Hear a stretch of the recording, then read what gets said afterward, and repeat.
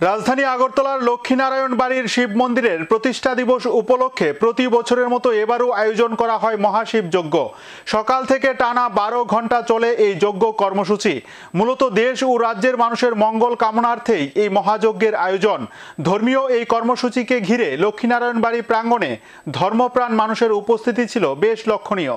রাজধানী আগরতলা ঐতিহ্যবাহী বিভিন্ন ধর্মীয় প্রতিষ্ঠানগুলির মধ্যে অন্যতম একটি হল লক্ষ্মীনারায়ণ বাড়ি মন্দির। এই মন্দির চত্বরে রয়েছে একটি শিব মন্দির, যা প্রতিষ্ঠা হয়েছিল 22 ডিসেম্বর দিনে। তাই শিব মন্দিরের প্রতিষ্ঠা দিবস উপলক্ষে প্রতি বছরই লক্ষ্মীনারায়ণ বাড়ি প্রাঙ্গণে আয়োজন করা হয় বিশেষ মহাশিব যজ্ঞের।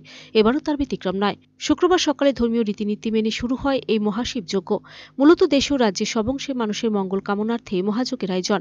আর এই মহাশিব যজ্ঞকে ঘিরে ধর্মপ্রাণ মানুষের উপস্থিতি ছিল বেশ চোখে পড়ার মতো।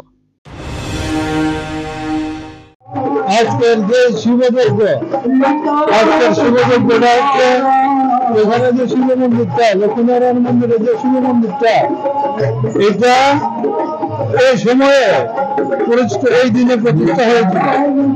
এই যে মন্দিরের প্রতিষ্ঠা দিবস উপলক্ষে এখানে শিবের যজ্ঞ করা হয় এবং শিবের আপনার এই যজ্ঞটা হচ্ছে 12 ঘন্টা। সকাল যতটার সময় আরম্ভ হবে 12 ঘন্টা, রাত এতটা পর্যন্ত চলবে। এবং এই যজ্ঞের মাহাত্ম্য হচ্ছে একটাই, যে এই যজ্ঞটা শুরু থেকে একজন পণ্ডিত দ্বারা পরিচালিত হতো এবং এখন পর্যন্ত একজন ডিগ্রিধারী পণ্ডিত এই যজ্ঞের প্রতিনিধিত্ব করেন। Video report search India TNN।